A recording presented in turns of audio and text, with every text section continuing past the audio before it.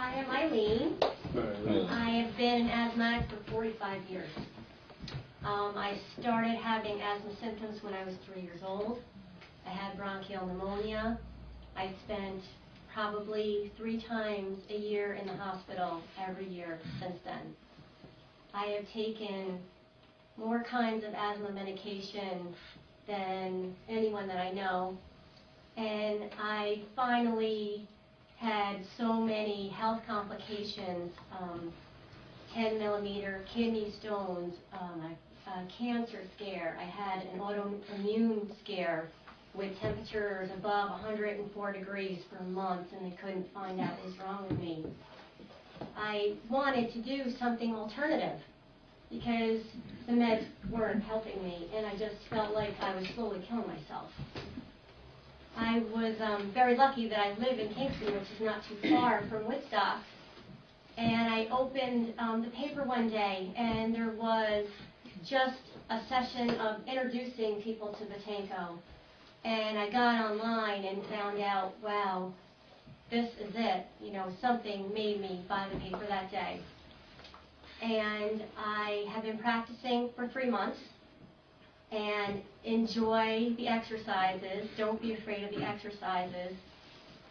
You'll learn, you know, what your number is at first, and I'll tell you that when I first started, my number was 3, which is close to death. And my number now, when I wake up in the morning, is 27. And I no longer take Advair, which is the one medication that was really scary for me because I felt that the steroids were really playing havoc in my body. I am still a medication taking asthmatic, but I take so little, and I'm slowly weaning myself off. And Buteyko does advise that. He doesn't say just throw away your meds. You know, you can do this.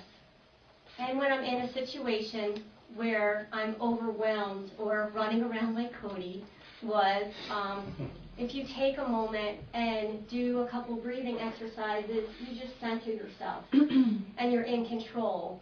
And I think that's probably the scariest part about having asthma is that you're just not in control. And you think by carrying around your inhaler that, you know, this is my savior, and it's not. And, you know, I'm grateful to Thomas and Sasha with their patience and the information.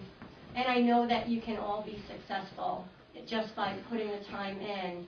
And, you know, I'm an early morning girl, and I'm up at 5 a.m., and it's the half hour that I get to spend by myself, for myself. I mean, we're all busy people, and we have families, and we have animals, and we have work, and people count on us. And this half hour, 3 times a day that you do is for you. It's not for your kids, not for your husband.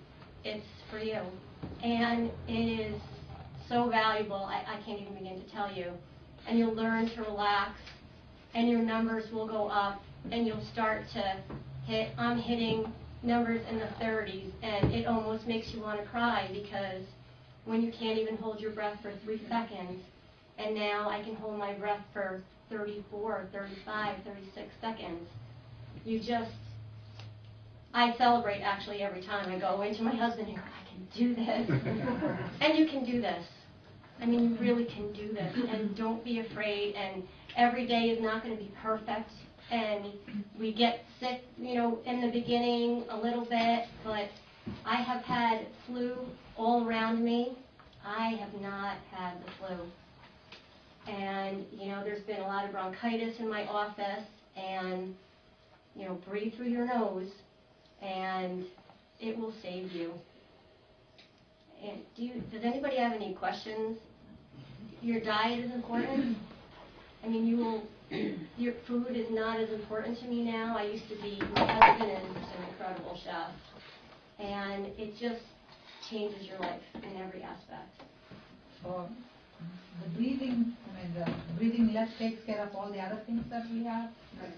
You don't need, it's one size fits all. Right? To different levels. We'll teach you at different points of your healing process. You'll do your exercises differently. and we'll teach you that. But I'd like to share that Eileen came to a lecture in July. Yes, in July 23rd, end of July. And you could just see that she was lighting up while we were talking about all of this. And I said, well, what medication do you have? Oh, God.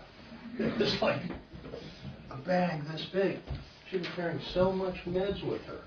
It was almost even impossible to imagine that you could take so much medication. I mean, the bag was half the size of you. It was huge. I picked up and I said, this is what I want to be free from. And it's amazing to see the difference for Eileen, how different she looks, the color in her cheeks. Explain what you do with the dogs. Oh, I work with a dog rescue. And we rescue Jack Russell Terriers, which, if you're familiar, are a very, very high energy breed. And I take care of 37 Jack Russell Terriers, and walking them and running them and kissing them. And it was always a huge trigger for me because, you know, dog hair, a lot of us have that problem. And just walking, a lot of us triggers, you know, there's 2 triggers right there. And it is my passion. I mean, I'm supposed to be there right now. I'm on my break. But, you know, it's just a joy. I go to the gym. I'm walking. I'm 5'2", maybe, and I'm walking at 4 miles an hour on the treadmill for a half hour with no symptoms, doing breath holds and liking it. You know, enjoying the freedom.